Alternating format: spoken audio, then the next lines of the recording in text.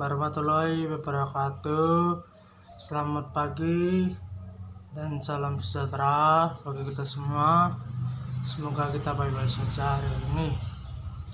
Dan sebelumnya memperkenalkan, nama saya Ferdinand Yuta Raja dari kelas 11 IPS 2, nomor absen 12. Dan di sini saya akan membaca tentang semester genap, yaitu bahan kemas olahan makanan internasional.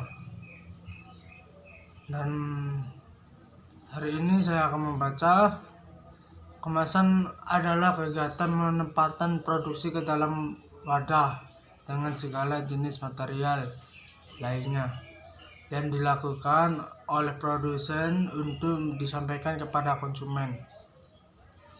Kemasan yang dibuat haruslah dapat menjaga mutu produk hingga sampai ke tangan konsumen. Banyak faktor yang mempengaruhi mutu produk ketika mencapai konsumen, seperti kondisi bahan mentah, metode pengolahan, dan kondisi penyimpanan. Fungsi perlindungan produk menjadi perhatian penting bagi perusahaan makanan internasional ketika menentukan dengan kemasan. Dengan demikian, fungsi kemasan harus memenuhi persyaratan sebagai berikut. A. Kemampuan atau daya membungkus yang baik untuk memudahkan dalam penanganan, pengangkutan, distribusi, penyimpanan, dan penyusunan atau penumpukan. B. Kemampuan melindungi isinya dari berbagai risiko dari luar, misalnya perlindungan dari udara, panas atau dingin, sinar atau cahaya matahari, bau asing, benturan, atau tekanan mekanis, kontaminasi mikroorganisme. C. Kemampuan sebagai daya tarik terhadap konsumen. Dalam hal ini, identifikasi informasi dan penampilan seperti bentuk, warna, dan keindahan kemasan harus mendapatkan perhatian. D. Persyaratan ekonomi, artinya kemampuan dalam memenuhi keinginan pasar, sasaran masyarakat, dan tempat tujuan pemesan. E.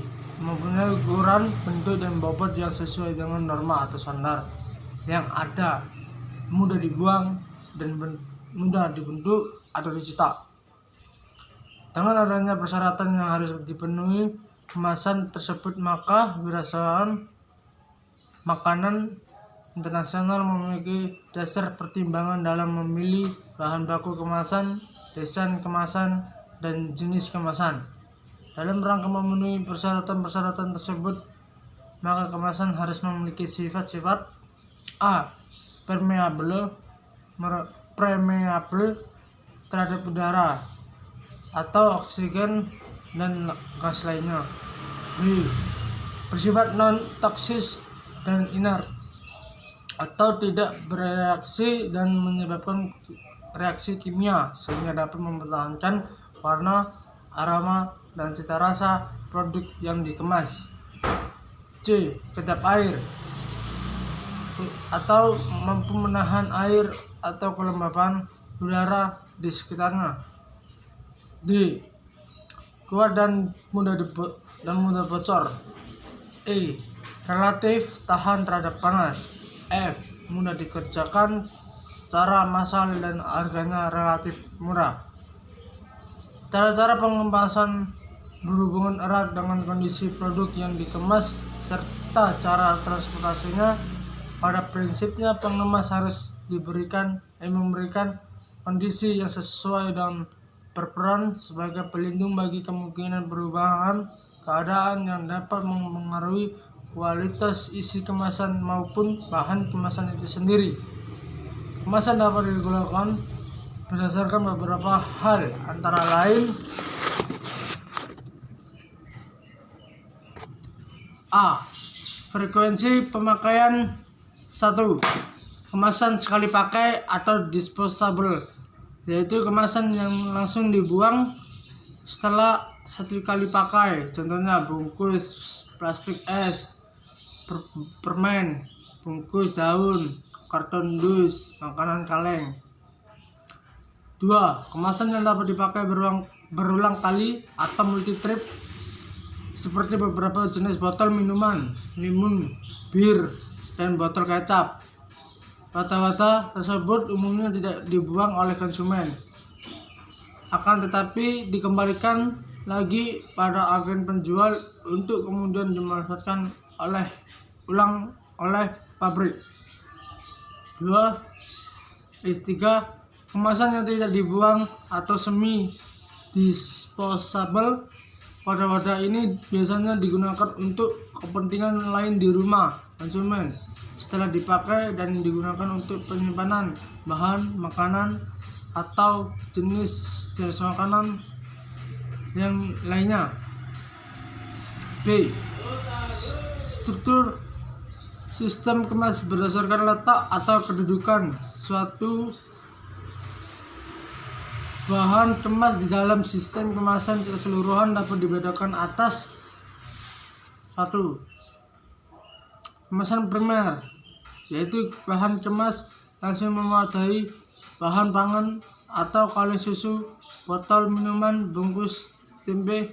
2. Kemasan sekunder, yaitu kemasan yang fungsi utamanya melindungi kelompok kemasan lainnya, seperti misalnya kotak karton untuk wadah kaleng susu, kotak kayu untuk wadah buah-buahan yang dibungkus keranjang dan sebagainya.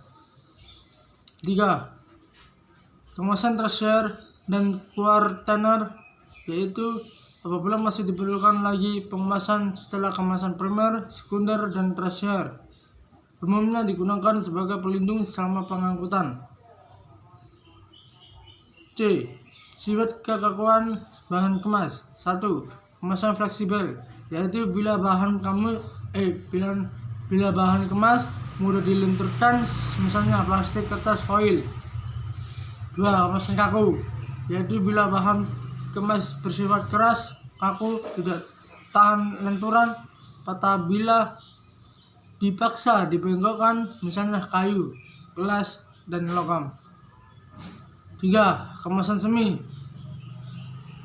kaku atau semi fleksibel, yaitu bahan kemasan memiliki sifat antara kemasan fleksibel dan kemasan kaku, seperti botol plastik, susu kecap, saus, dan wadah bahan yang berbentuk pasta.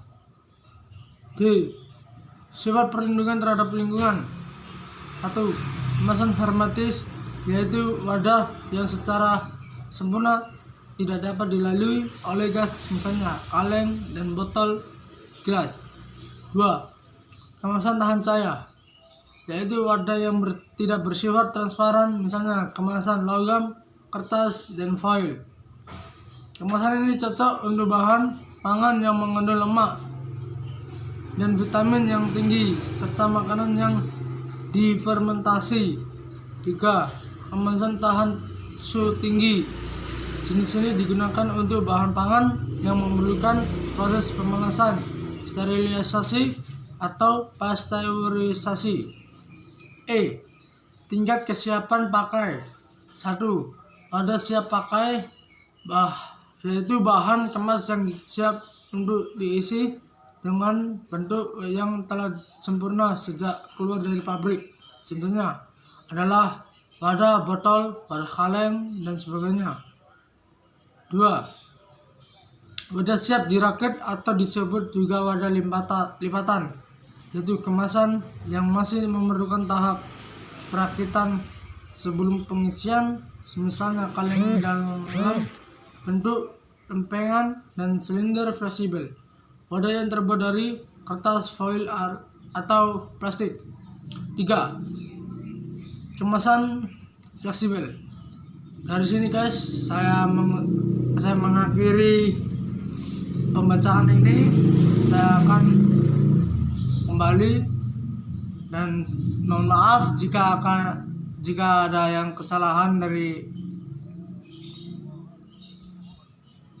dari kata-kata saya, mohon dimaafkan dan cukup terima kasih.